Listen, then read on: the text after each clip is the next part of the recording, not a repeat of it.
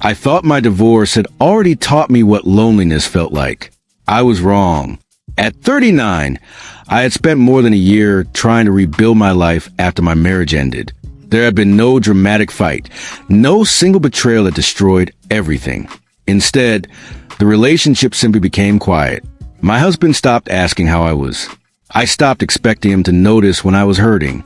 Eventually, one ordinary morning, I watched him leave for work and realized I no longer cared whether he came home. That was when I knew it was over. After the divorce, people told me the same things. Give yourself time. Focus on yourself. You'll feel better eventually. Maybe they were right. But nobody warned me how boring healing could become. My days were filled with laundry, grocery shopping, empty rooms, and a television playing in the background just so the house would not feel completely silent. So I bought a small cabin near Pine Hollow with part of my divorce settlement. It was old, neglected, and far from perfect. The porch needed repairs. The walls needed work. There was barely any running water when I first moved in, but it was mine. I thought rebuilding the cabin might help me rebuild myself. Then I met Thomas and Lucas. They were brothers by choice, not by blood, and they had been friends for most of their lives. Thomas was quiet and steady. Lucas was more talkative, always ready with a joke. I first met Thomas at a hardware store when I asked someone about repairing drywall. He offered to help. 2 days later, Lucas arrived with a ladder and a grin. From that point on, they became part of my daily life. For nearly 2 weeks, they worked on the cabin. They repaired the walls, fixed the porch, replaced damaged wood, and helped turn a neglected place into something that actually felt like home. What surprised me was not their kindness. It was how comfortable I felt around them. They never treated me like a broken woman who needed fixing. They treated me like a normal person. And after more than a year of feeling invisible, that meant more than I wanted to admit. Then came the storm. One evening, after we had spent the day removing damaged drywall, a powerful thunderstorm flooded the roads back to town. Thomas suggested we stay at an old roadside motel nearby. I agreed. I should probably say that nothing unusual happened that evening, but that would be a lie. The motel room was small and worn. There were 2 beds, an old lamp, and the constant sound of rain against the windows. At first, we laughed about the terrible room. Lucas complained about the flickering light. Thomas handed me a towel after I came inside soaked from the rain. Then the laughter faded. Something changed. We began talking honestly about things we had avoided. My divorce, their fears, my loneliness, the strange connection that had grown between the 3 of us. Eventually, I admitted that I did not understand what was happening between us. Lucas looked at me. Thomas remained silent. Nobody pressured me. That mattered. What happened next was a decision we all made, and it changed the way I looked at all 3 of us. I will not describe that night in detail. What matters is what it meant. For the first time in a very long time, I did not feel invisible. I felt noticed. I felt wanted. And more importantly, I felt alive. The next morning, however, reality returned. I went back to the cabin alone. Neither of them came. For several days, we barely spoke. Thomas sent me a message, but I could not bring myself to answer. Lucas said nothing. I told myself the night had been a mistake. The storm had confused us. The loneliness had affected my judgment. But deep down, I knew better. I had wanted it to happen, and that truth frightened me. By Friday, I finally went into town. I walked into the hardware store and saw Thomas. He looked at me for a long moment before speaking. "I thought we were going to finish the trim this week," he said. "I wasn't sure you want to come back." I replied. He looked down. "I didn't know what you wanted either." Neither did I. But 2 days later, both brothers returned to the cabin. Thomas carried his tools. Lucas brought screws and a box of donuts. "Back to work?" Lucas asked. I nodded. We acted as though everything was normal, but it wasn't. Every accidental touch reminded me of the motel. Every quiet glance lasted a little too long. Every conversation seemed to have another meaning underneath it. For the next 3 weeks, they came almost every day. Thomas arrived early. Lucas usually came later. They were careful around me, almost too careful. Then one afternoon, Thomas finally admitted something. "I've tried to forget that night," he said quietly. "I can't." I looked at him. I can't either. Neither of us knew what that meant. And perhaps that was the hardest part. We were not simply dealing with attraction.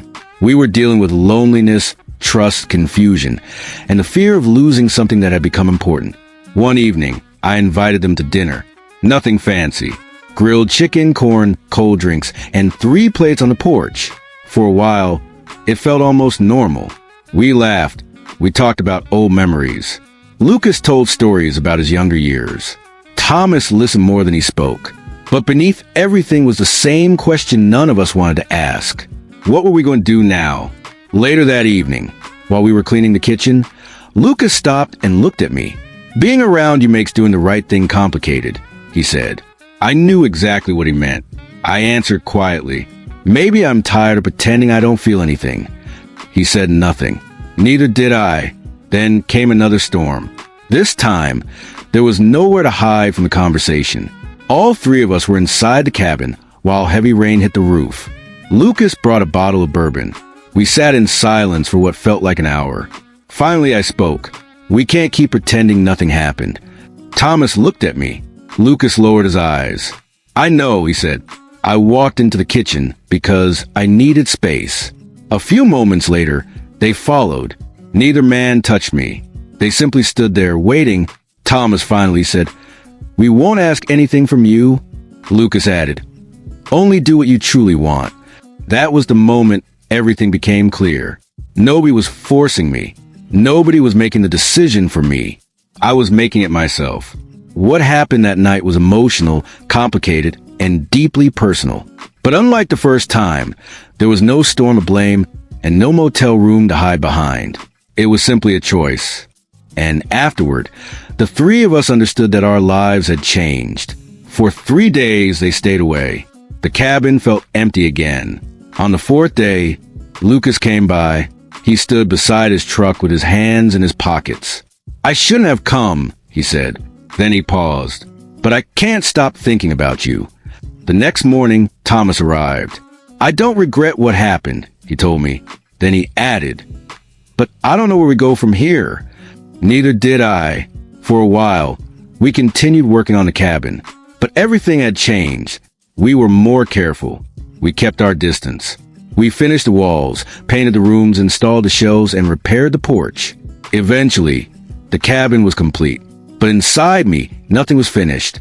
Then one Monday morning, both trucks appeared in the driveway. Thomas and Lucas stood on the porch. They told me they wanted to finish the last few things and then give me space. I understood. They were trying to protect me. Maybe they were also trying to protect themselves.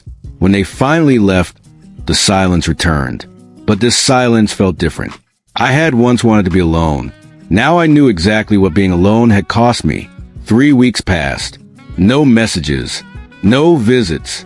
No familiar voices outside my door. One night, I drove to the old motel. I parked beneath the faded neon sign and sat there for several minutes. I thought about going inside. Instead, I stayed in the car. I whispered, "I'm sorry." I wasn't sure who I was apologizing to.